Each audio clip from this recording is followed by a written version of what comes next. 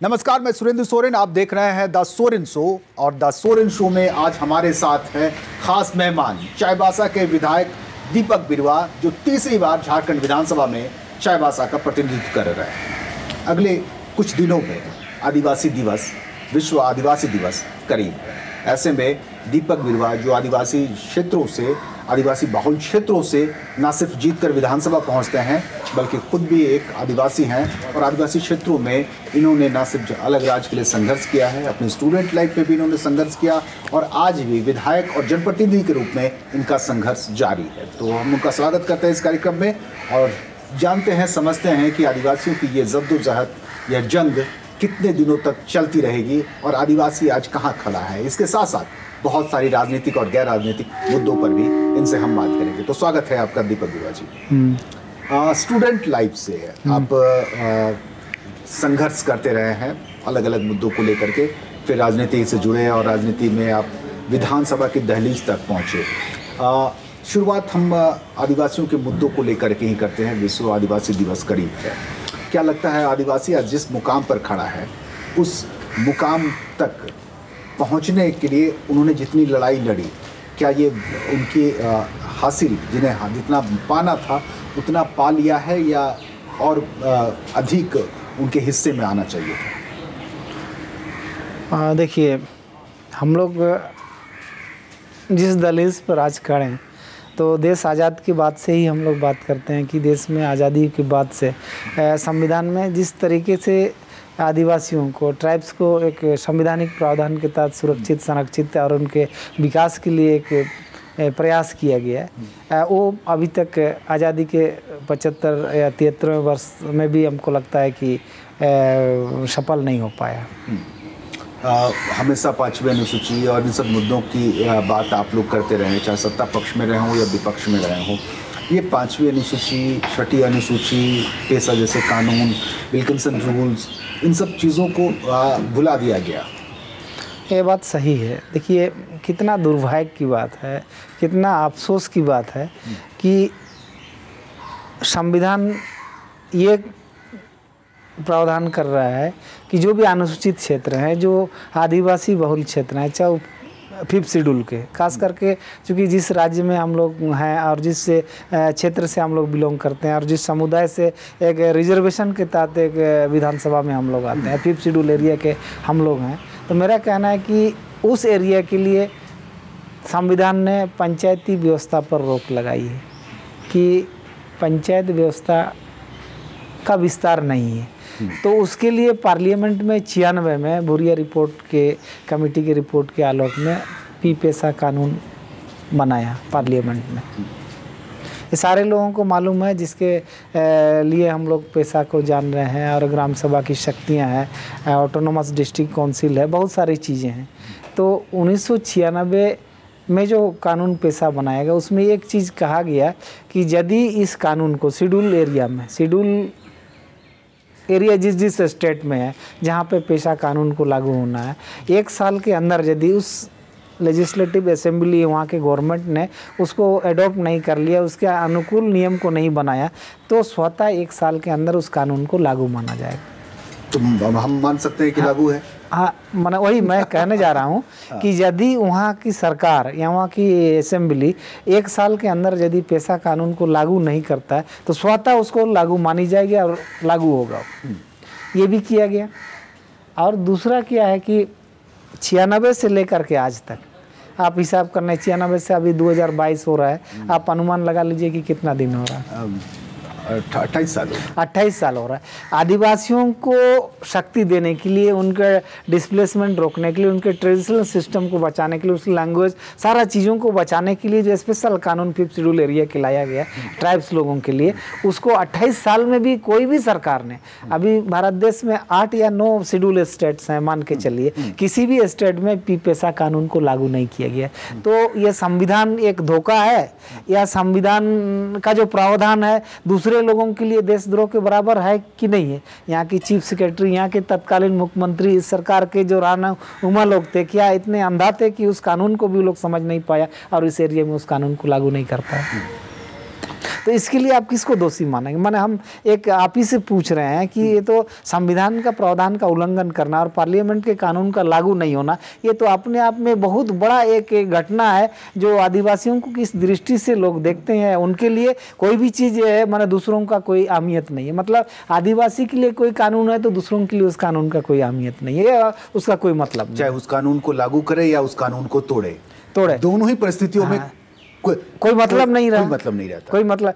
तब आज जो है ना 3-4 स्टेट में ये पता चलता है कि वहाँ के लोग पेशा नियमावली को नए रूप में फ्रेम करने का प्रयास कर रहे हैं। और झारखंड स्टेट में भी हमने देखा कि बहुत बार हम लोग इस बात को उठाया, लेकिन आज ये बोल रहा है कि लोग पेशा को नए रूप में जो है ना माने नियमावली बनाने की डिस्कस चल रही है, उसमें कौन पदाधिकारी जा रहे हैं, जा रहे हैं। पेशा का इसमें स्पष्ट है 254 जो संविधान का अनुच्छेद है 254 है, उसमें स्पष्ट लिखा हुआ है कि जो पार्लियामेंट का कानून बनाया हुआ, संसद का बनाया हुआ कानून को विधानसभा माना कोई ऐसा कानून नहीं बनाएगा जिससे उसको छीन करेगा या उसकी शक्ति को कमज़ोर करेगी। ये संविधान में प्रावधान। तो और ऐसे भी कानून बनाने का जुरिडिक्शन है।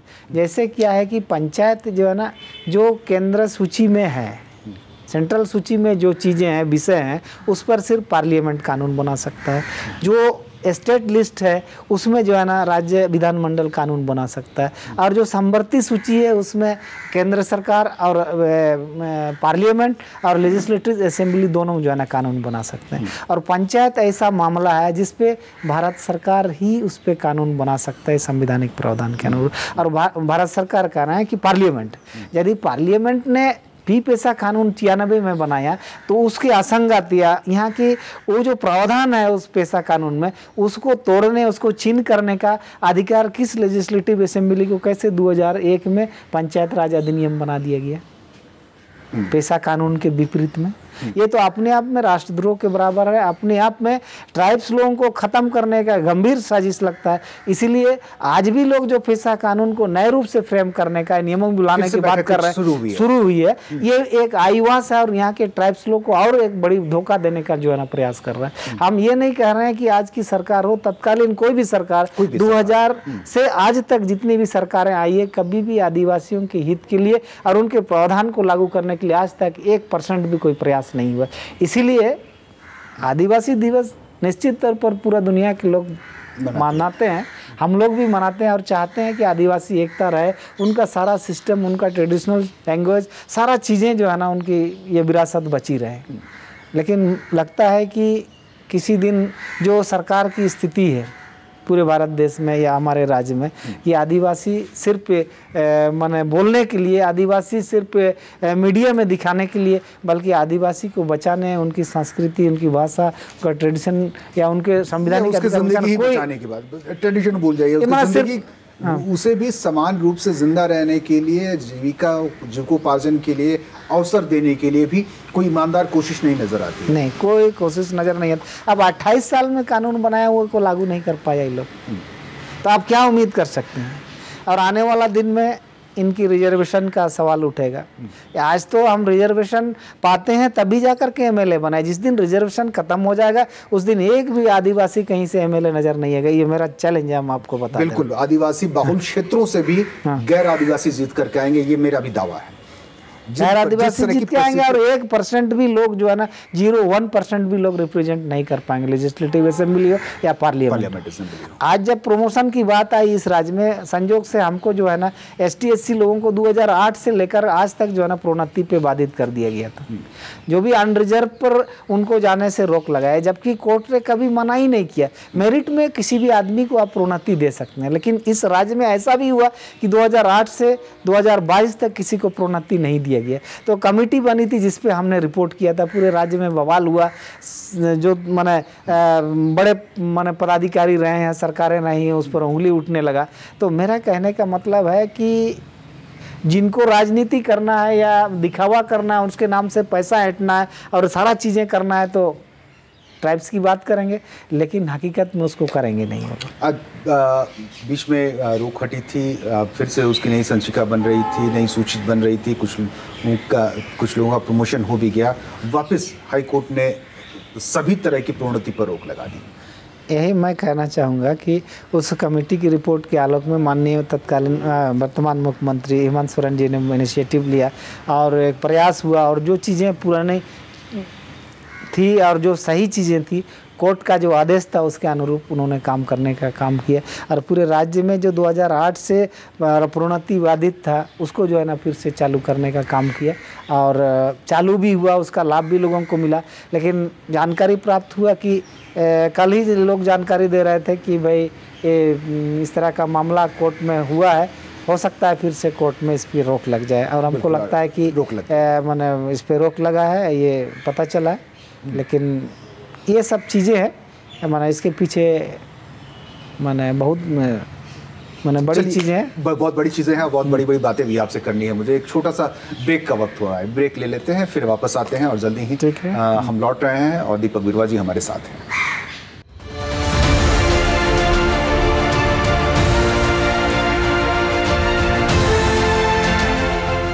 ब्रेक के बाद आपका स्वागत है। आप देख रहे हैं ट्राइब टीवी, और ट्राइब टीवी के इस द सोरेन शो में आज हमारे खास मेहमान हैं दीपक बिरुवा, जो चाईबासा से चुन कर आते हैं। झारखंड मुक्ति मोर्चा इनकी पार्टी है और आज हमारे साथ हैं, और हम आदिवासी दिवस की मुद्दों पर या उसकी विशेषताओं पर कुछ चर्चा करना चाहते हैं इनसे। दीपक जी, क्या लगता है आपको आदिवासी समुदाय के लिए इस वक्त जो चुनौतियाँ हैं, उन चुनौतियों में क्या आदिवासियों को अपने जीवन शैली में, अपने रहन सहन में कुछ बदलाव करने की ज़रूरत है? जी, मैं आपकी व्यक्तिगत राय जानना चाहता हूँ। देखिए, आदिवासी प्रकृति के उपासक हैं, ये मैंने पिछले इसको आप देखेंगे, और आज भी वो प्रकृति के साथ ही मतलब वो रहना चाहते हैं। और एक शब्द में इसको मैं कहूँ, दूसरे अर्थ में इसको लोग दूसरा भी मीनिंग लगा सकते हैं, लेकिन ये सच्चाई है कि जिस दिन आदिवासी ये दुनिया से समाप्त हो जाएंगे उस दिन दुनिया का जो है ना विनाश हो जाएगा, ख़त्म हो जाएगा दुनिया। और नेचर के उपासक हैं, प्रकृति के, और ये लोग प्रकृति के साथ जीते मरते हैं, और उनके गतिविधियों के अनुरूप ही इनका सारा सिस्टम बना हुआ है। और जिस तरीके से नेचर को लोग बर्बाद कर और ट्राइब्स को एक मजाक बना दिया, और इसकी कोई माने इतना संवैधानिक प्रावधान के बावजूद भी आज ट्राइब्स को, आपको हम एक कॉमन एक छोटा सा उदाहरण देते हैं। यदि रिजर्वेशन ख़त्म कर दिया जाए तो एक रिप्रेजेंटेशन जो हमारा 26% या 28% यदि रिजर्वेशन हमारा है इस स्टेट में, तो यदि रिजर्वेशन ख़त्म कर दे तो हम 1% भी, 26-28% तो छोड़ दिए, 1% भी हम उस जगह को हम नहीं पा सकते, अचीव नहीं कर सकते हैं। आज जैसे कि हमारी स्तर इतनी ऊंचा हो जाए कि दूसरे लोगों के मुकाबले पर हम आ जाए, इसीलिए हमको रिजर्वेशन दी गई, लेकिन उसका जिस तरीके से समुचित लाभ हमको दिया जाना चाहिए प्रशासनिक ढंग से, वो चीज़ नहीं होने के कारण से आज हम जहाँ पर थे उसी जगह हैं। देखिए, रिजर्वेशन को लेकर जब भी सवाल उठते हैं तो ये कहा जाता है कि इतने वर्षों से रिजर्वेशन दिया जा रहा है, अब इसे ख़त्म कर देना चाहिए। समानता और बराबरी की बात करने लगते हैं बहुत सारे बुद्धिजीवी समाज या उसके लोग। तो क्या लगता है कि रिजर्वेशन को तो ख़त्म करने की भी एक चर्चा हमारे देश में उठने लगी है, हम बराबर क्यों नहीं आ पा रहे हैं? बराबर इसलिए हम नहीं आ पा रहे हैं। देखिए, पैसा का ही हम आपको उदाहरण दें, 5th शेड्यूल का प्रावधान, 6th शेड्यूल का प्रावधान है, संविधान में अलग अलग चीज़ों की व्यवस्था की गई।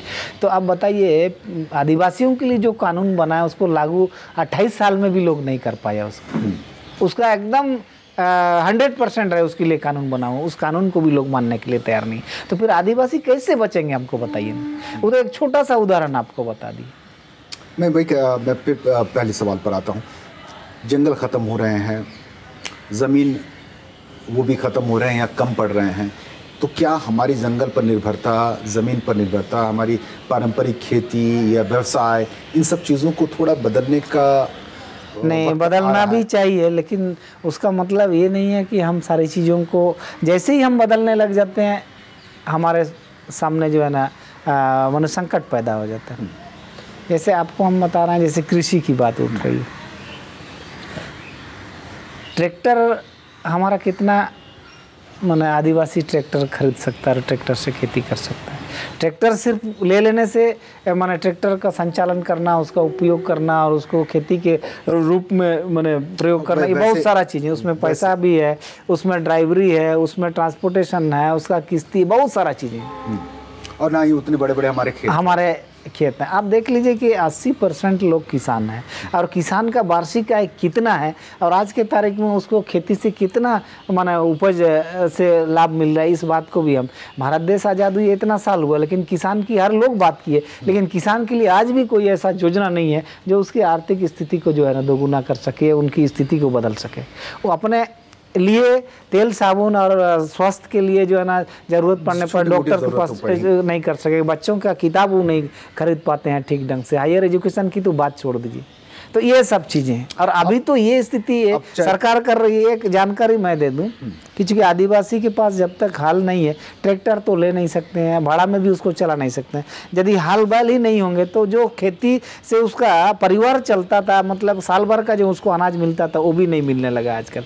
इसीलिए कि कुछ कानून इस राज्य में भी बना है, उसका नाम है गोवंशीय पशु हत्या कानून जो है ना बना है। और तत्कालीन गवर्नमेंट जिसमें बीजेपी की गवर्नमेंट आई, ये लोग इतना कड़ाई से उसको जो है ना लागू करने लगा और जो भी गाय बैल का जो खरीद बिक्री होता था किसी बाजार में उसको जो है ना प्रतिबंधित कर दिया, माने गाय का माने व्यवसायीकरण नहीं होगा, गाय का हत्या नहीं होगा, ऐसे करके बहुत मॉब लिंचिंग का नाम उसको दिया, किसी को मोमडन बना दिए, किसी को गौ मांस बेचने वाला बना दिए। किसान लोग के साथ ये स्थिति आया तब से कि लोग जो है ना बैल खरीदना छोड़ दिया, ना बैल कहीं कहीं बाजार में मिलता है। आज ऐसा स्थिति है कि लोग जो है ना अपना खेती भी उस ठीक ढंग से नहीं कर पा रहे हैं।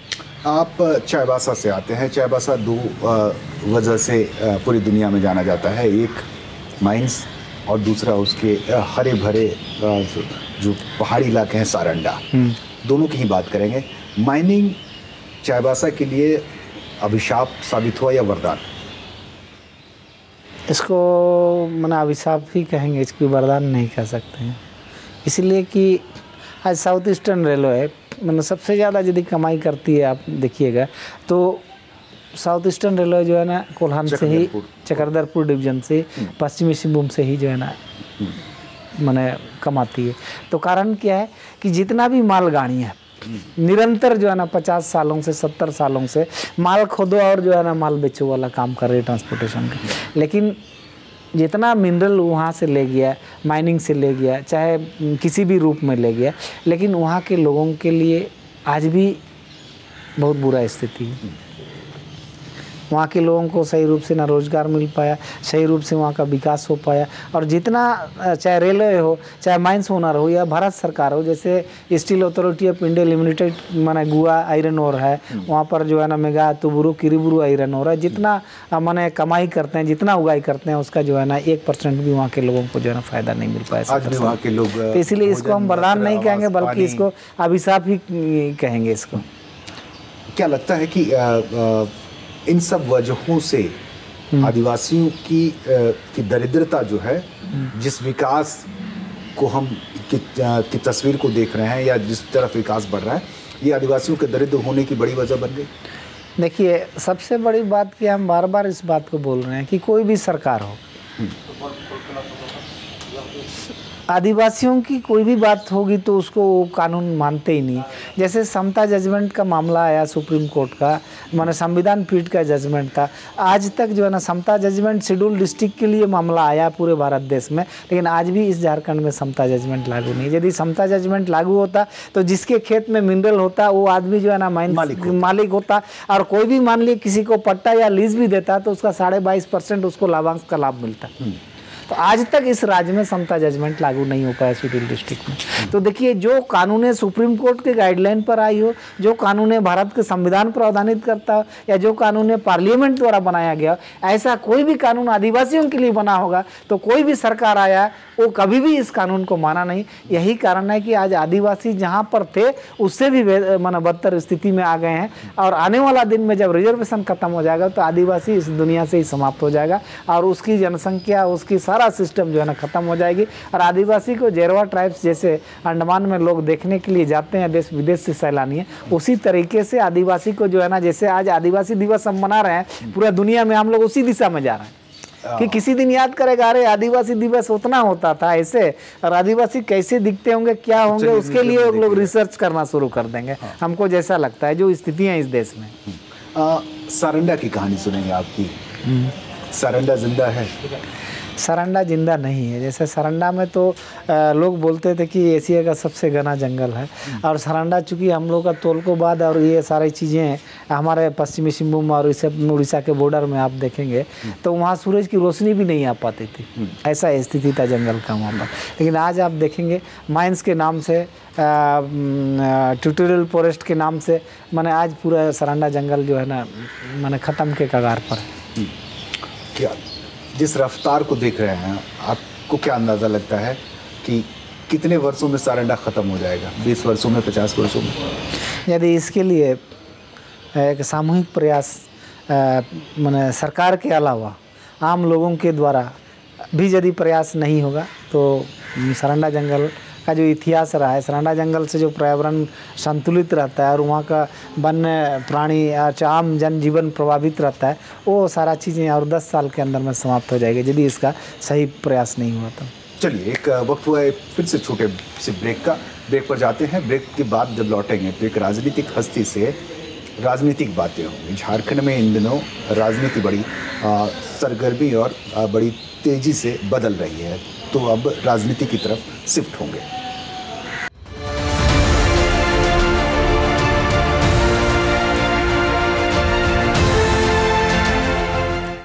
ब्रेक के बाद आपका स्वागत है। आप देख रहे हैं the Soren show. The Soren show में हमारे साथ हैं झारखंड मुक्ति मोर्चा के विधायक दीपक बिरुवा। बात अब इस सेगमेंट तक आते आते अब हम थोड़ी राजनीतिक हो जाते हैं, पॉलिटिक्स की बातें करते हैं। झारखंड में राजनीति बड़ी तेज़ी से बदल रही है और जिस बदलती राजनीतिक दौर में लगता है नहीं कि बड़ी स्थिरता से, बड़े आराम से सरकार चल पाएगी। क्या लगता है कि झारखंड में फिर से एक बार सरकार अस्थिर हो रही है? जैसे कि अभी राजनीति का ट्रेंड विगत 2 वर्षों से जैसे देश का राजनीति बदल उसको हम लोग देखेंगे तो एक माने परसेप्शन जो पब्लिक का सामने आ रहा है कि जो भी सरकार अभी वर्तमान में देश में काबिज है, उनके जो अपोजिशन वाली गवर्नमेंट कहीं पर यदि है तो स्टेट के गवर्नमेंट को किसी न किसी रूप में परेशानी का सामना करना पड़ रहा है। और अंदर खाने से उनके दल द्वारा, जिनकी सरकार चलती है, उनके दल द्वारा ये भविष्यवाणियाँ भी होती है कि जैसे बोलते हैं कि कन्याकुमारी से वहाँ तक जो है ना कश्मीर तक माने पहुँचने का रास्ता बनाया जाएगा। तो उसी तरीके से जो विरोधी दल की सरकारें देश के अंदर माने चल रही है, उनका एक नक्शा की तरह लोग प्रोपोगंडा करते हैं कि लोग महाराष्ट्र से झारखंड होते ही बंगाल की तरफ जाएंगे। तो ये सब माने पूर्वानुमान कहा जा सकता है या राजनीति के रणनीति का पार्ट कहा जा सकता है। इसको एक मीडिया में भी माने बड़ा तरीके से माने हाईलाइट करके लोगों को विचलित करने का, अस्थिर करने का प्रयास होता है। और ये सब कड़ी लगता है कि बहुत माने घटनाक्रम चल रहा है, इसलिए इससे इनकार नहीं किया जा सकता है कि राजनीतिक परिवर्तन हो सकता है या राजनीतिक परिवर्तन का संकेत है, या राजनीतिक स्थिरता का बन सकता है। क्या कभी दीपक बिरुवा से किसी दूसरे दल के लोगों ने कांटेक्ट किया, या कभी आपके साथ कभी ऐसा कोई अवसर आया कि आप झारखंड मुक्ति मोर्चा को, पार्टी को तोड़ने की कोशिश हुई?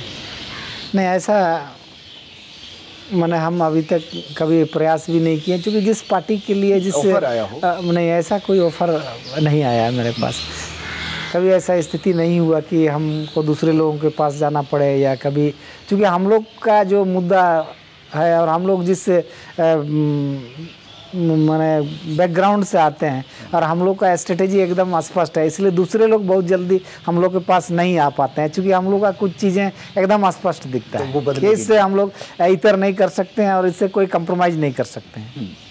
इसीलिए वो लोग माने हम लोग को थोड़ा बाद में ही रखते हैं, क्योंकि हम लोग का जो कंसेप्ट है विधानसभा के अंदर भी आज इतना माने 2-3 टर्म से हम लोग हैं, तो ये क्लियर कट दिखता है और उन लोगों को लगता है कि ये लोग जो है ना कंप्रोमाइज़ नहीं करेंगे। और बात सही है, चाहे मेरी हो चाहे उनकी हो, पक्ष और विपक्ष की बात यदि गलत होगा हमारे लोगों के खिलाफ में, हमारी जो विचारधारा है झारखंड मुक्ति मोर्चा का, गुरुजी का, उसका विचारधारा के खिलाफ में किसी का भी बात आता है, दल के लोगों को भी हम लोग विरोध करते हैं। दूसरे का तो माने पक्ष विपक्ष की तो बात वो करते ही हैं, इसीलिए भी पक्ष वाले लोग माने विपक्ष वाले लोग माने कोई प्रलोभन देके या किसी तरह का हम लोग के पास जल्दी आते नहीं हैं, और अभी तक ऐसा हुआ नहीं।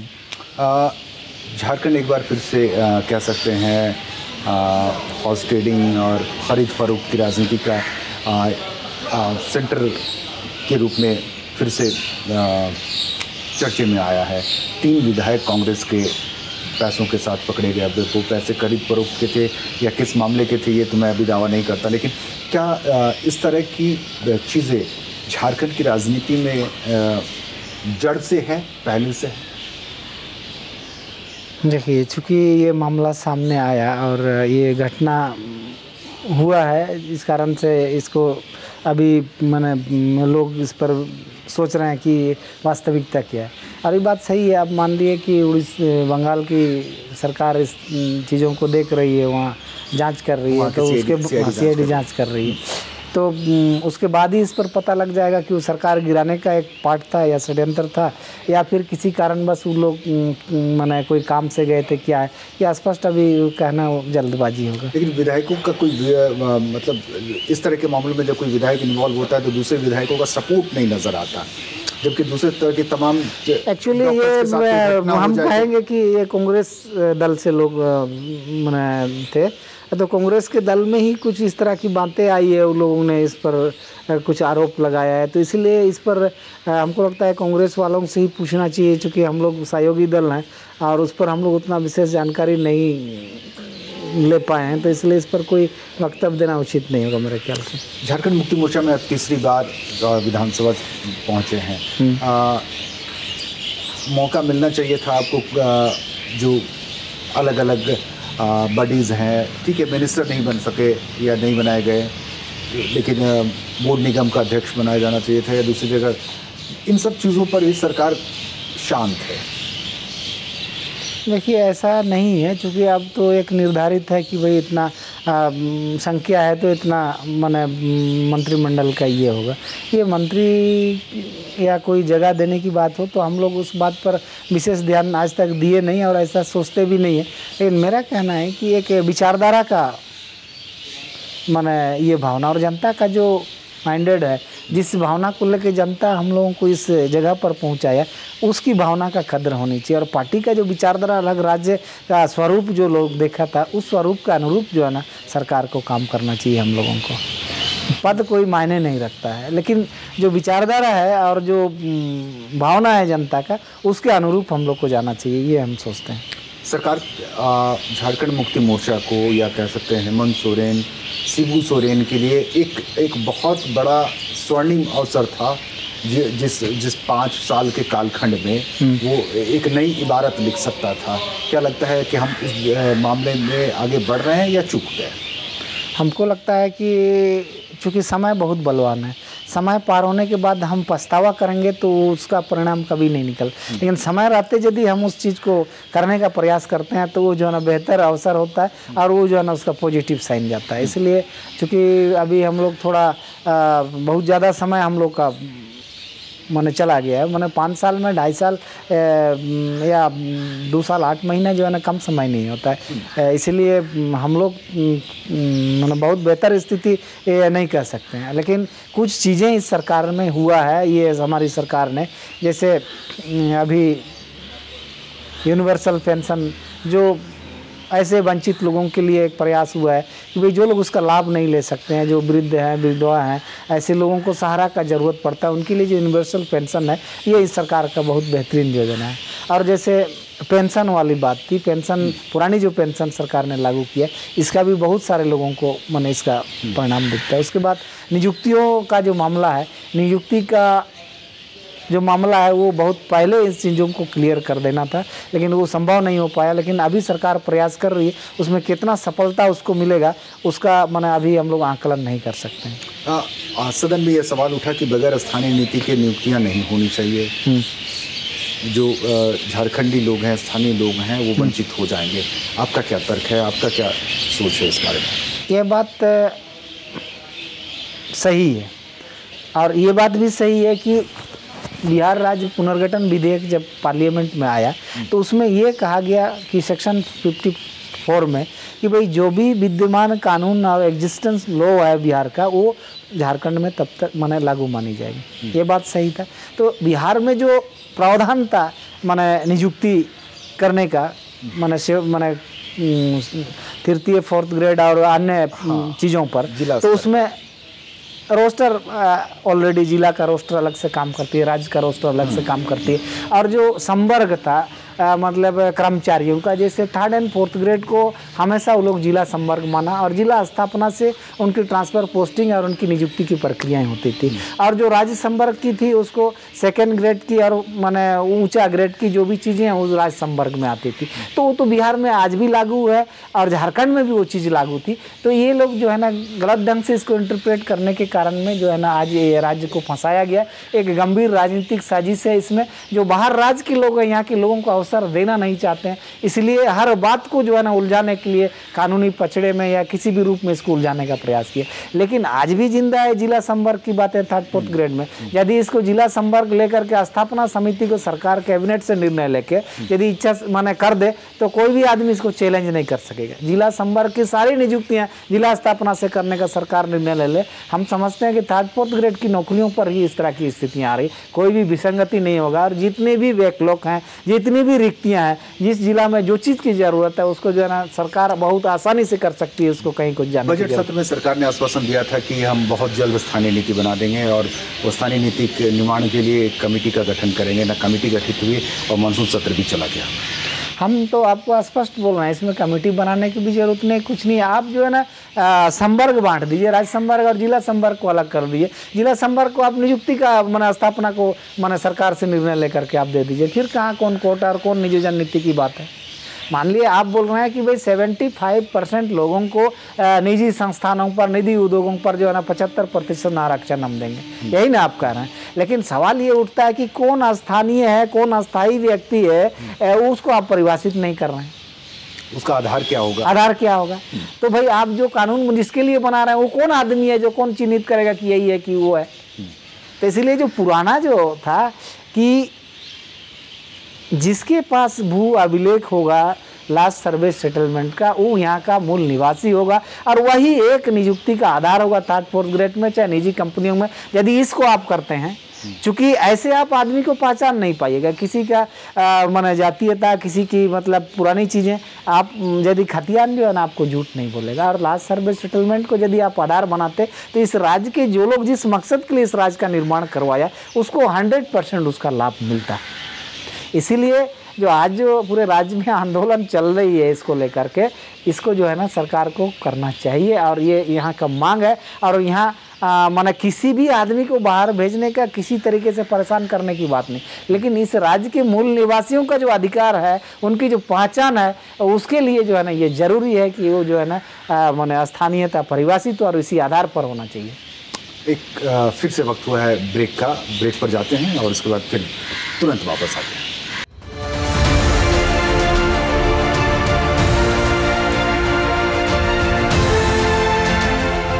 ब्रेक के बाद आपका स्वागत है। आप देख रहे हैं ट्रैक टीवी और ट्रैक टीवी में आज हमारे साथ हैं विधायक दीपक बिरुआ।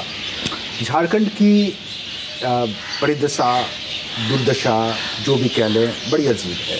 यहाँ के लोग, यहाँ के आदिवासी कमाने, जीने, खाने दूसरे राज्यों में जाते हैं और दूसरे राज्यों के लोग यहाँ खाने कमाने आ जाते हैं। सही में ये दुर्भाग्य की बात है। ब्रेक से पहले मैं आपके उस जवाब को ही कंटिन्यू रखना चाहता हूँ कि दरअसल नीति राज्य के या यहाँ के भावना के अनुरूप नहीं बन पाई, चाहे वो स्थानीय नीति हो, रोजगार नीति हो या जंगल नीति हो, यानी फॉरेस्ट की नीति हो या ज़मीन की नीति हो, नीति यहाँ के भावनाओं के अनुरूप नहीं बन पाई। सही बात है। बहुत कुछ माने इस राज्य के प्रति माने जवाबदेह और जिम्मेदार जनप्रतिनिधि बनना होगा। सरकार को जवाबदेही माने लेना पड़ेगा, तभी जो ये चीज़ें होगी। क्योंकि हम दूसरे को क्यों देखें, हमारी जो परिस्थितियां हैं, हमारी जो कमजोरियां हैं, हमारी जो बेहतरी है, उसके लिए हम कानून बनाए ना राज्य से। हम दूसरे को फॉलो करके करने की ज़रूरत नहीं। हमारे पास जो संसाधन है, जो चीज़ें हैं यहाँ पर, हम उससे बेहतर कैसे अर्न करेंगे, हमारे लोगों को उसका बेहतर लाभ कैसे देंगे, हमारी नियुक्तियाँ, नौकरियाँ और हमारी ज़मीन, जल, जंगल कैसे हम बचाएंगे, इसके लिए सरकार से उम्मीद कर सकते हैं। 2.5 साल में तो हमने बहुत उम्मीद करके इस जगह पर लोग ने हम सबों को यहाँ पर भेजा, लेकिन अभी तक तो जो भावना है वही हम कहें कि जो झारखंडी जनता की जो भावना है उसके अनुरूप आज तक हम लोग उसको अचीव नहीं कर पाए। अभी तक तो हम लोग जनता सवाल पूछती है, एकदम तो सवाल पूछती है, पूरा सवाल पूछती है कि माने नियुक्तियों का वर्ष होगा, हमने घोषणा किया था लेकिन उसको हम कर नहीं पाए। चाहे कि जनता क्या कानून नहीं है, जनता को उससे मतलब नहीं है, लेकिन हम जो वचन देते हैं, चाहे जिस आश्वासन पर हमको यहाँ रिकमेंड किया गया है, तो हमको वो चीज़ पूरा करना है।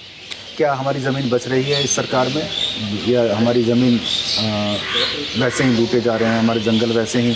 निश्चित किसी भी सरकार में, आज की भी सरकार में हम ज़मीन की कोई गारंटी हम नहीं ले सकते हैं। जब 1908 से CNT एक्ट लागू है और यहाँ 9th शेड्यूल में CNT एक्ट, SPT एक्ट जैसे चीज़ें यहाँ प्रावधानित है, तो हमको बताइए कि भाई आज माने रांची पूरा शेड्यूल डिस्ट्रिक्ट है, माने इतनी सारी ज़मीनें कैसे मतलब गैर आदिवासी को हस्तांतरित हो। देखिए HEC अपने आप में एक बहुत बड़ा उदाहरण है। 8,000 एकड़ से अधिक ज़मीन HEC को दिया गया था, जिसमें माने 6,000 के लगभग ट्राइब्स ज़मीन थी। जिस प्रयोजन के लिए ज़मीन उन्होंने अधिग्रहित की थी, उस प्रयोजन के लिए उसने उपयोग नहीं किया, तो वो सारी ज़मीन ट्राइब्स को वापस मिल जाना चाहिए। लेकिन आज HEC जो है ना 4,000 से अधिक ज़मीन पर जो है ना व्यवसाय कर रही है। वो मालिक ही खुद नहीं है, वो दूसरे आदिवासी उसके मालिक हैं। विधानसभा भी माने सरकार को दे के 263 करोड़ रुपया लेके रखा हुआ है। स्मार्ट सिटी को जो है ना कितना ज़मीन दे करके उससे ले रहा है, और किसी को लीज पर वो जो है ना ज़मीन दे रहा है। खुद ओनरशिप नहीं है, उसके पास रजिस्ट्री नहीं है, उसके पास म्यूटेशन नहीं है, वो आदमी ज़मीन का मालिक बन करके ज़मीन को बेच रहा है 4,000 करोड़ से अधिक। तो सरकार क्या कर रही है, चाहे तत्कालीन सरकार चाहे वर्तमान सरकार, तो ऐसी स्थिति में आदिवासी कैसे बचेंगे? सारा ज़मीन का तो बंदर बांट हो जा रहा है यहाँ पर। एक भी जब CNT एक्ट के कस्टोडियन जो है ना DC है वहाँ के, तो DC के देखरेख में कैसे इतनी सारी ज़मीन का गलत ढंग से ट्राइब्स ज़मीन गैर ट्राइब्स को हस्तांतरित नहीं हो सकता? कैसे हस्तांतरित हो रहा है, कैसे चला गया? ये अपने आप में बहुत बड़ी समस्या है, और यदि इसका सरकार ईमानदारी से ही करने लगे तो सारा सिस्टम सुधर जाएगा। और जब तक ज़मीन नहीं बचेगा तब तक आदिवासी बचने का कोई संभावना ही नहीं है। कानूनी रूप से तो चाईबासा के लिए कितनी बड़ी चैलेंज है? देखिए, इलीगल माइनिंग होने से क्या होगा, फॉरेस्ट जो है ना ख़त्म हो जा रहा है।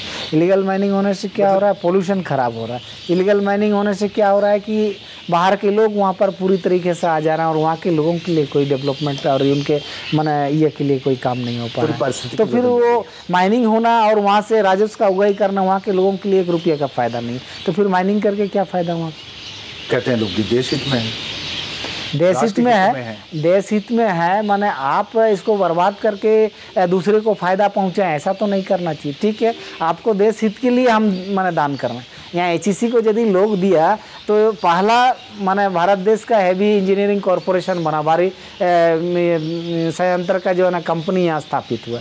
तो यहाँ के आदिवासी लोग माने कलेजा बड़ा दिखाया, तब ना 8,000 एकड़ ज़मीन यहाँ पर देश के बेहतरी के लिए ना दिया था। यहाँ उसका मतलब ये नहीं है कि यहाँ के आदिवासियों को, यहाँ के मूलवासियों को आप समाप्त कर दीजिए और देश का बेहतरी का गुण गाइए, ऐसा तो नहीं होता है। देश का गुण जरूर गाइए, लेकिन यहाँ के लोग जो माने आपको माने डोनेट कर रहे हैं देश के बेहतरी के लिए, उसको भी तो बेहतर रखने का आप प्रयास कीजिएगा। उसको कानून को ख़त्म कीजिए, उसको बेदखल कर दीजिए, उसको डिस्प्लेसमेंट कर दीजिए, उसका सारा ट्रेडिशनल सिस्टम को ख़त्म कीजिए। ये कौन बोलता है?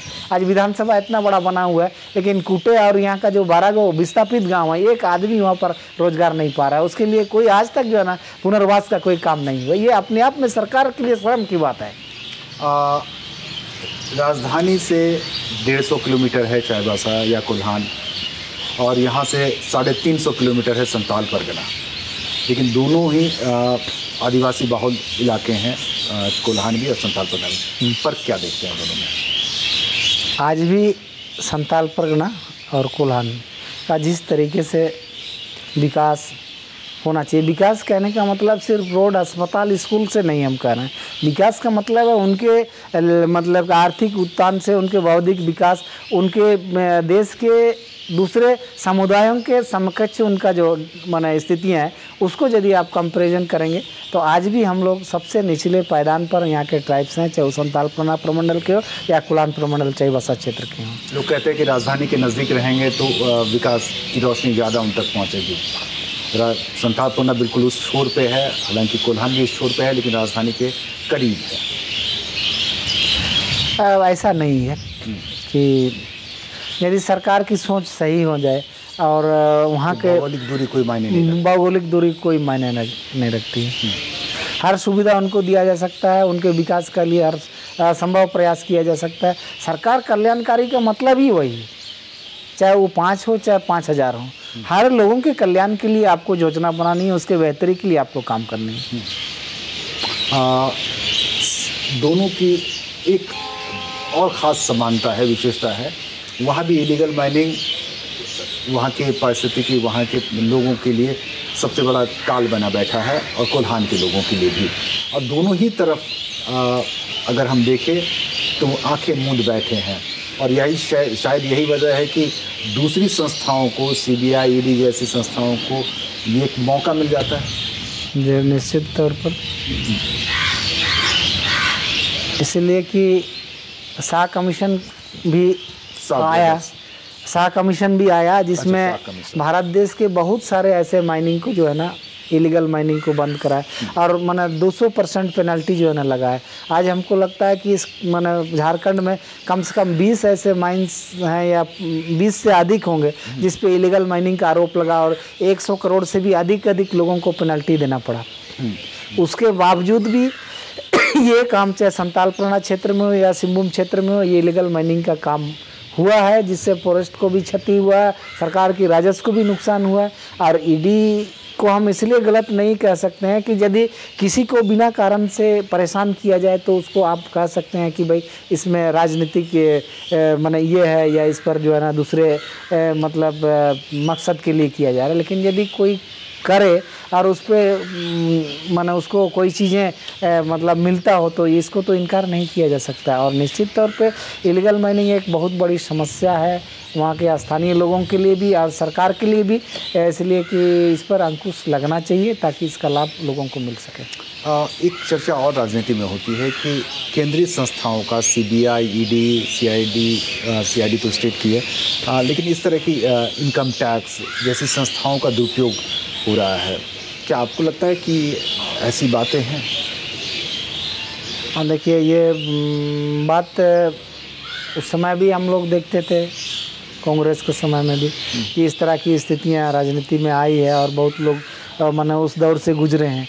और आज भी सरकार है, चाहे वो किसी की भी सरकार हो, तो वो चीज़ें उस समय जब होती थी तो आज भी उस तरह की स्थितियाँ, राजनीतिक परिस्थितियाँ दिख रही है।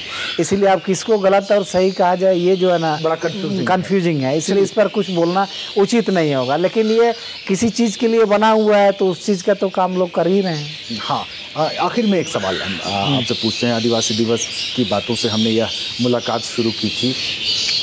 वक्त बदल रहा है, कानून लागू नहीं हो रहे हैं, मौसम, पर्यावरण, यह सब भी विनष्ट हो रहा है।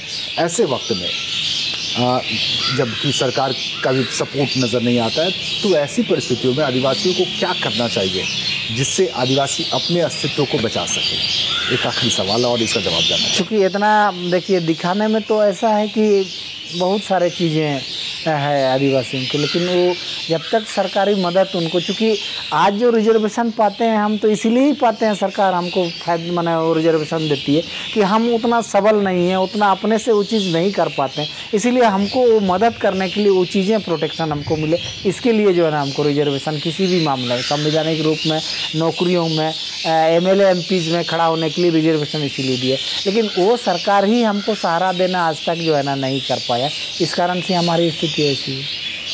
तो अब हम कहेंगे, जैसे और एक बहुत बड़ी बात मैं आपको बताना चाह रहा हूँ, टीएससी ट्राइब एडवाइजरी काउंसिल, आप जिसको जान रहे हैं, 5th शेड्यूल एरिया में सरकार को, गवर्नर को टीएससी से परामर्श लेना है, उस एरिया में क्या कानून लागू होगी, उनके लिए क्या बेहतर होगा। टीएससी जैसी संस्थाएं काम नहीं कर पाती है, चाहे किसी साजिश का शिकार हो जाती है, तो वहाँ के आदिवासी कैसे अपने आप को सर्वाइव करेंगे, ये एक बहुत बड़ी सरकार में तो टीएससी की कोई चर्चा ही नहीं हो रही है। मैं इसीलिए तो कह रहा हूँ, अब ना बनी है कि नहीं बनी है, मतलब इनके अस्तित्व का पता ही नहीं चल रहा है कि है भी कि नहीं है। तो आप अनुमान लगा लीजिए, जब जिस ट्राइबल के लिए परामर्श का काम करते हैं, ट्राइब्स के लिए सरकार को समझाता हो, उसके अनुकूल कोई कानूनी बननी हो, उसके बेहतरी के लिए करनी हो, ऐसी संस्थाएं भी जब काम नहीं कर पा रही है, तो आप समझ लीजिए कि ट्राइब्स के लिए जीना और उसका सर्वाइव करना और उनका बेहतरी का सोचना कितना आज के समय में मतलब कठिन काम है। आप अनुमान लगा लीजिए। चलिए, बहुत बहुत धन्यवाद दीपक जी, आपका इस बहुमूल्य मंतव्य इस कार्यक्रम में रखने के लिए, आपका समय देने के लिए। हमारे साथ थे चाईबासा के झारखंड मुक्ति मोर्चा के विधायक दीपक बिरुआ, जिनसे हम बात कर रहे थे। बंगाल में, पश्चिम बंगाल में टीएससी का फॉर्मेट लाया गया, अस्तित्व बनाया गया, जहां आदिवासी उतने प्रतिशत में नहीं है जितने प्रतिशत में झारखंड में है। लेकिन पिछले 2.5 साल में झारखंड में जो पहले से ट्राइबल एडवाइजरी काउंसिल चली आ रही थी, उसका गठन भी नहीं हो पाया। आप समझ सकते हैं कि झारखंड के आदिवासी किन खतरों और ख़तरनाक दौर से गुजर रहे हैं। सिर्फ झारखंड ही नहीं, पूरे देश और दुनिया के आदिवासी इस संक्रमण काल से, खतरनाक और ख़तरों के दौर से गुजर रहे हैं। पता नहीं भविष्य क्या होगा, लेकिन फ़िलहाल हम आपसे इस कार्यक्रम में इजाज़त चाहते हैं। फिर मुलाकात होगी अगली बार किसी खास मेहमान के साथ। तब तक दीजिए इजाज़त। नमस्कार।